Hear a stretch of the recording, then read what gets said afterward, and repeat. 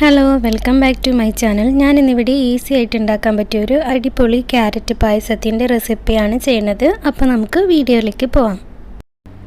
അതിനുവേണ്ടി ഞാനിവിടെ ഒരു പാൻ എടുത്തിട്ടുണ്ട്. അപ്പോൾ അതിലേക്കൊരു 2 ടേബിൾ സ്പൂണോളം നെയ്യ് ചേർത്ത് അതൊന്ന് മെൽറ്റായി വരുമ്പോൾ അതിലേക്ക് കുറച്ച് കാഷ്യൂ ഇട്ട് കൊടുക്കാം. അതൊന്ന് പകുതി ഫ്രൈ ആയി വരുമ്പോൾ അതിലേക്ക് കുറച്ച് റൈസിൻസ് കൂടി ഇട്ട് കൊടുക്കാം. ഇനി അതുകൂടി ഒന്ന് ഫ്രൈ ആക്കിയതിന് ശേഷം കോരി മാറ്റി വയ്ക്കാം.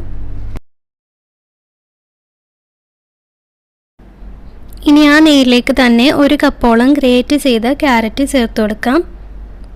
ഇനി ആ ക്യാരറ്റ് നെയ്യിൽ കിടന്നൊന്ന് വഴറ്റിയെടുക്കണം. ക്യാരറ്റ് ഒന്ന് വഴറ്റിയെടുത്ത് കഴിയുമ്പോൾ അതിലേക്ക് 1/2 കപ്പോളം പഞ്ചസാര ചേർത്ത് കൊടുക്കാം. ഇനി ഈ പഞ്ചസാര നല്ലപോലെ ഒന്ന് മെൽറ്റായി വരണം. പഞ്ചസാര നമ്മുടെ മധുരത്തിനനുസരിച്ച് കൂട്ടിയും കുറച്ചും കൊടുക്കുക. ഇപ്പോൾ പഞ്ചസാരയൊക്കെ നല്ലപോലെ മെൽറ്റായി വന്നിട്ടുണ്ട്. ഇനി അതിലേക്കൊരു 3 കപ്പോളം പാൽ ചേർത്ത് കൊടുക്കാം. 1 കപ്പ് ക്യാരറ്റിന് 3 കപ്പ് പാലാണ് ചേർത്ത് കൊടുക്കുന്നത്. ഇനി അതിലേക്ക് ഒരു ഫ്ലേവറിന് വേണ്ടിയിട്ട് 1/2 ടീസ്പൂണോളം ഏലക്ക പൊടിച്ച് ചേർത്ത് കൊടുക്കാം. എന്നിട്ടിത് നല്ലപോലെ ഒന്ന് മിക്സ് ചെയ്തതിന് ശേഷം ഇതൊന്ന് തിളച്ച് വരണം.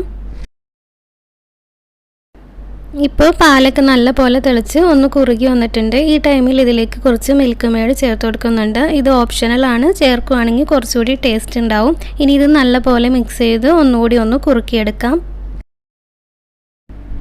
ഇപ്പോൾ പാലൊക്കെ ഒന്നുകൂടി കുറുകി വന്നിട്ടുണ്ട്. ഇനി നമുക്കിതിലേക്ക് നേരത്തെ ഫ്രൈ വെച്ചിട്ടുള്ള കാഷ്യൂം റൈസിൻസ് കൂടി ചേർത്ത് കൊടുക്കാം. എന്നിട്ടിത് നല്ലപോലെ ഒന്ന് മിക്സ് ചെയ്തെടുക്കാം.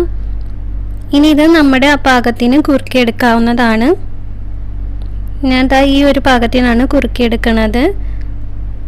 അപ്പം നമ്മുടെ ക്യാരറ്റ് പായസം റെഡി ആയിട്ടുണ്ട്. കുട്ടികൾക്കും വലിയവർക്കൊക്കെ ഒരുപോലെ ഇഷ്ടമാവുന്ന റെസിപ്പിയാണ്.